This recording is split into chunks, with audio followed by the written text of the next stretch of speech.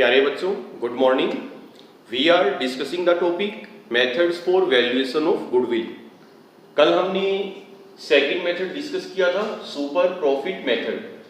तो इसमें जो कंसेप्ट मैंने कल आपको बताई थी, जो फॉर्मूलेज मैंने आपको सिखाए थे, बच्चों आपने वो तैयार कर लिए होंगे।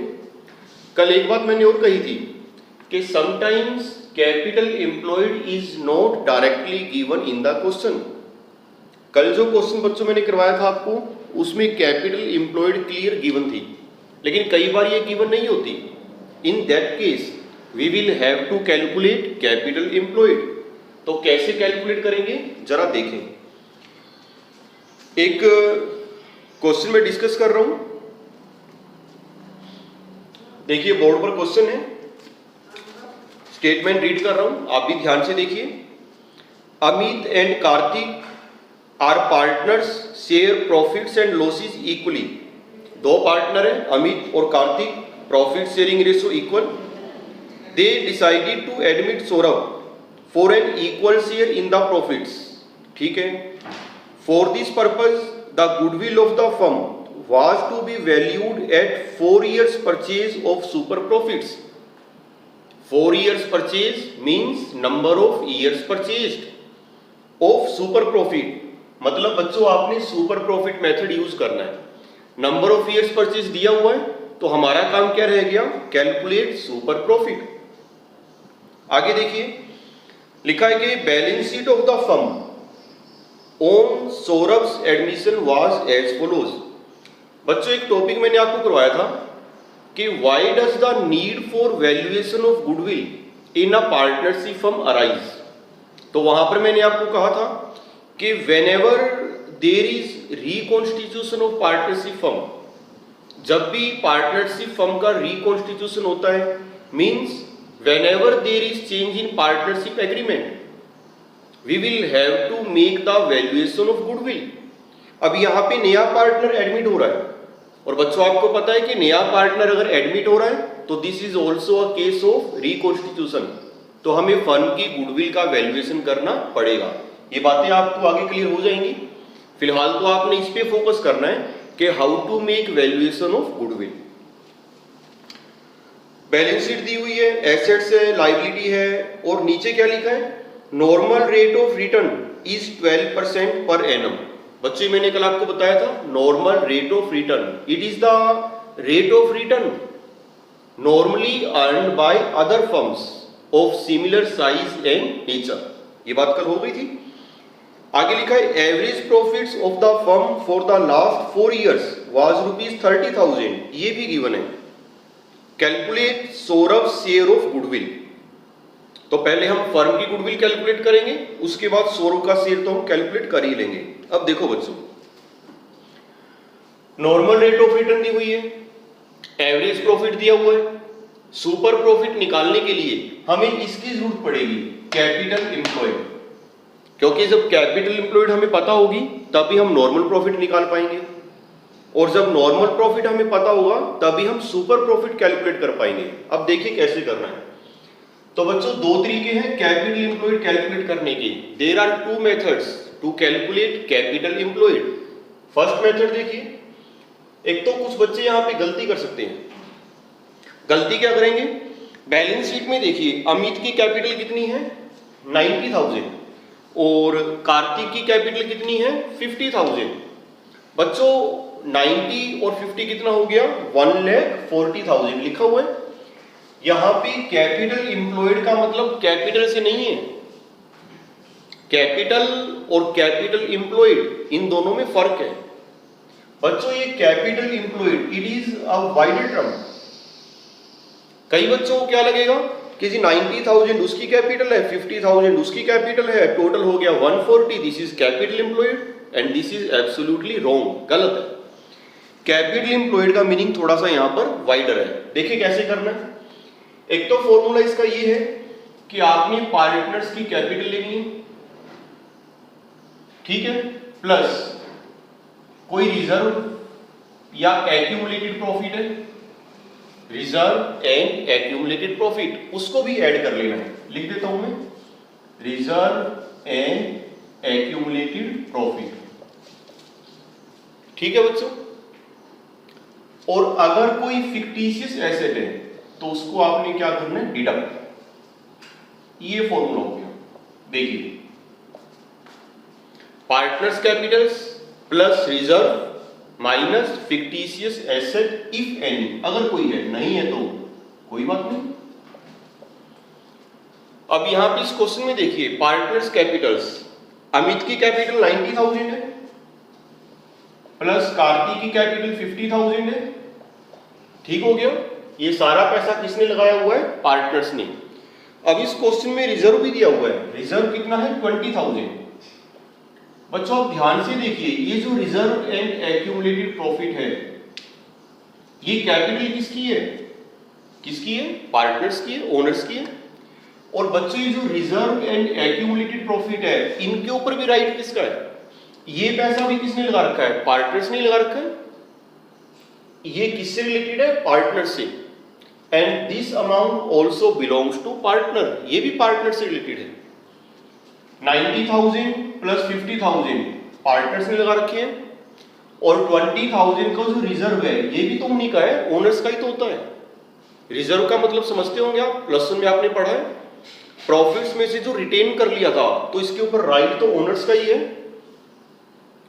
अगर कोई फिक्टिशियस एसेट है उसको आपने माइनस कर देना है। बच्चों एसेट साइड जैसे प्लस वन में आपने पढ़ा हुआ, एसेट साइड लिखा मिल सकता है आपको एडवर्टीजमेंट सस्पेंस। प्लस वन में एक टॉपिक आपने किया था, deferred revenue expenditure, deferred advertisement expenditure, जिसको हम ग्रेजुअली राइट ऑफ करते हैं। तो अगर वो आइटम बैलेंस शीट की एसेट साइड है तो उसको आपने माइनस कर देना है। ठीक है, क्योंकि एक्चुअल में वो एक्सपेंडिचर है जो अभी तक हमने राइट ऑफ नहीं किया, उसको राइट ऑफ, उसको लेस कर देना है। तो यहां पे तो खैर फिक्टिशियस एसेट नहीं है, मैं इसको इग्नोर कर रहा हूं, अगर होती तो लेस करना था। तो अब देखिए कैपिटल एम्प्लॉयड कितनी हो गई, 90,000 प्लस 50,000 140 प्लस 20 कितना हो गया, 160। पार्टनर्स ने, ओनर्स ने टोटल कितनी इन्वेस्टमेंट कर रखी है, 160 की। ये भी ओनर्स का पैसा है, ये भी पैसा ओनर्स का है, और ये भी पैसा किसका है, ओनर्स का। ठीक है बच्चों, फॉर्मूला याद रखना है, partners capital plus reserve and accumulated profit minus fictitious asset if any. ठीक है। एक दूसरा तरीका भी है, देखिए सेकंड मेथड, वो क्या कहता है, हम दूसरे तरीके से भी कैलकुलेट कर सकते हैं अगर कंप्लीट इंफॉर्मेशन आपके पास है। अब इस क्वेश्चन में देखिए कंप्लीट बैलेंस शीट दी हुई है, तो सेकंड मेथड भी मैं आपको समझा देता हूं। सेकंड मेथड है, जितनी भी टोटल एसेट्स हैं, total assets, current assets as well as non current assets, but excluding except fictitious asset.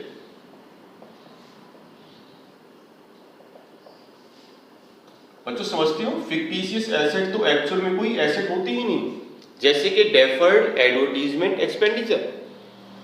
तो total assets except fictitious asset minus outside liabilities.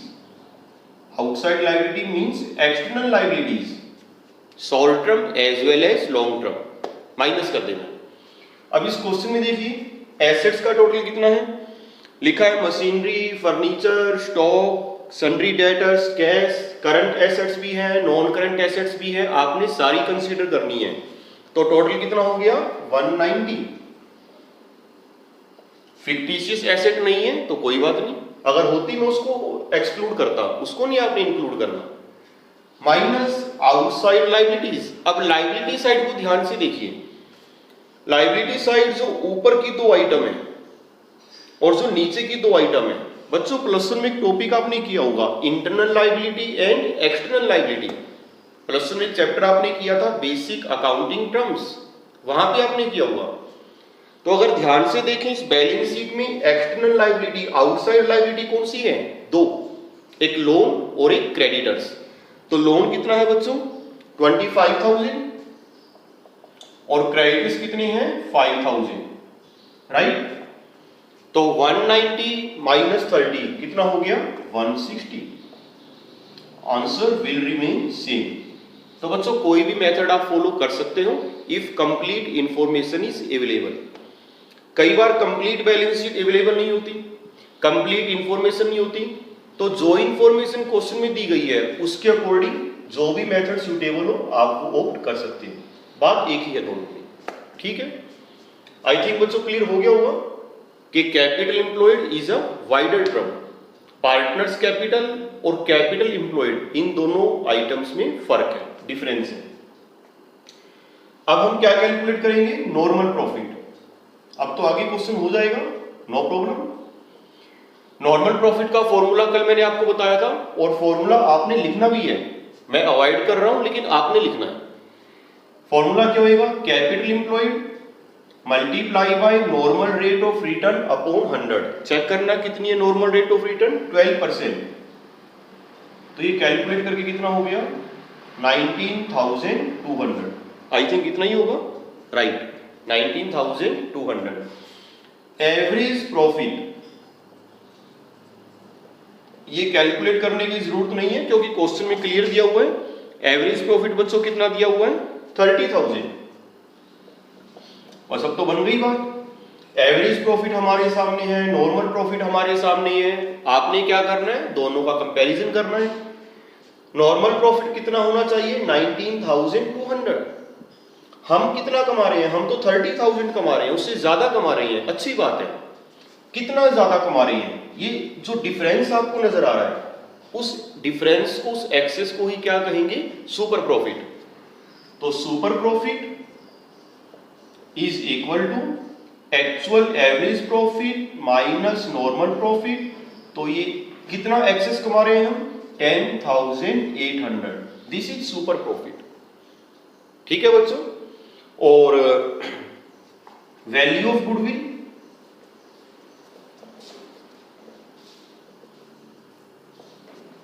Super profit multiply by number of years purchase. वो कितना लिखा हुआ था question में?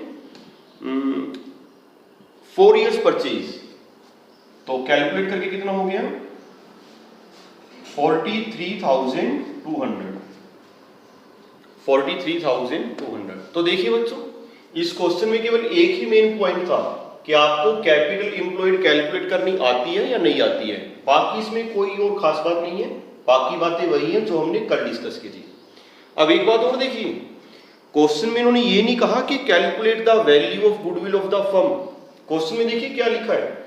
Calculate Saurabh share of goodwill. जो नया partner admit हो रहा है उस नए पार्टनर का शेयर कितना है? लिखा है they decided to admit Saurabh for an equal share. और अमित और कार्तिक वो भी इक्वल है। तो 3 पार्टनर्स हो गए, अमित, कार्तिक और सौरभ, और तीनों का शेयर ही इक्वल है, 1/3, 1/3 एंड 1/3। तो सौरभ शेयर ऑफ गुडविल कैसे निकालेंगे?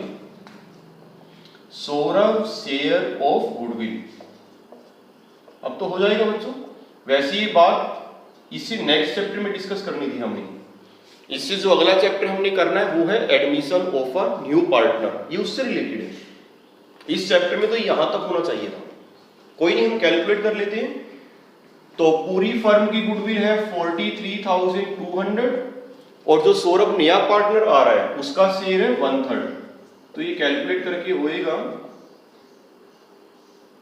I think 14,400। बच्चों चेक करिए, यस 14,400। बच्चों ये नेक्स्ट चैप्टर में आपको मैं बताऊंगा कि when a new partner is admitted into the firm. जब कोई नया पार्टनर फर्म में आता है तो कैपिटल तो वो लाता ही है, साथ में वो अपना शेयर ऑफ गुडविल भी लेके आता है। अब क्यों लाता है, कैसे लाता है, वो बातें हम बाद में डिस्कस करेंगे लेटर ऑन। फिलहाल तो कैलकुलेशन करने के लिए कहा था, हमने कैलकुलेट कर दिया। Saurabh share of goodwill is equal to 14,400। देखिए बच्चों, ये कैपिटल एम्प्लॉयड कंसेप्ट क्लियर हुई या नहीं हुई? चेक करिए, आप स्क्रीनशॉट ले सकते हैं।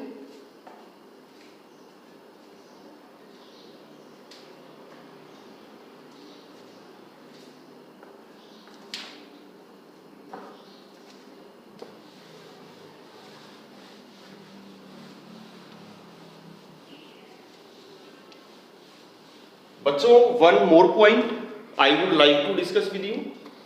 लगभग बातें मैंने इस मेथड की आपको बता दी है। एक बात और बता रहा हूं, last point.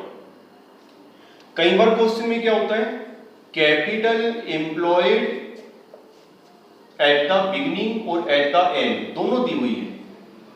Suppose capital employed at the end है 80,000, राइट, और capital employed at the beginning है 60,000। ठीक है बच्चों, capital employed at the beginning of the year 60,000, capital employed at the end of the year 80,000।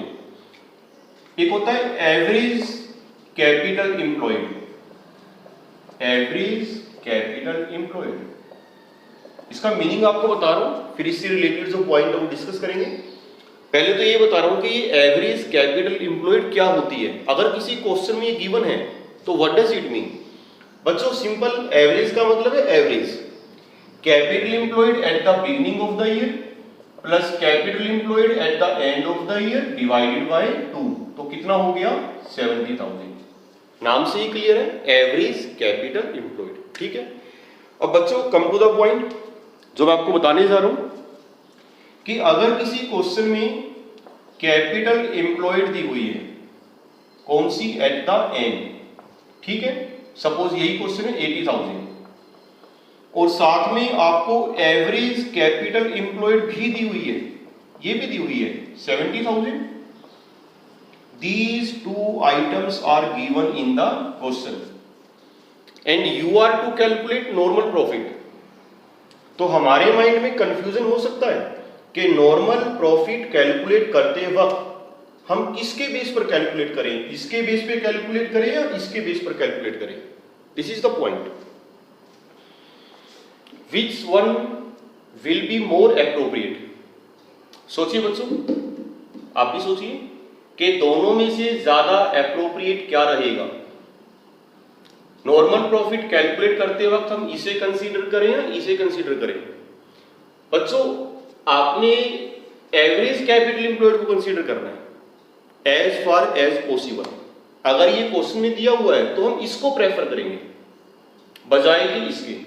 उसका रीजन भी है, reason ये है बच्चों कि profit is earn during the year. Profit ऐसा नहीं है कि साल में हमने लास्ट दिन ही कमाया 31 मार्च को, ये तो एक ग्रेजुअल प्रोसेस है। हम गुड सेल कर रहे हैं, परचेज कर रहे हैं, ट्रांजेक्शन्स कर रहे हैं, तो profit is earn during the year and capital employed changes from time to time. Capital employed changes from time to time. So while calculating normal profit, while calculating normal profit we will prefer average capital employed, जो पूरा साल business में invest रही, हम इसको prefer करेंगे। Formula क्या होगा? Average capital employed multiply by normal rate of return upon 100। समझ रहे हो बच्चों? इसको हम प्रेफर क्यों कर रहे हैं? क्योंकि profit is earn during the year.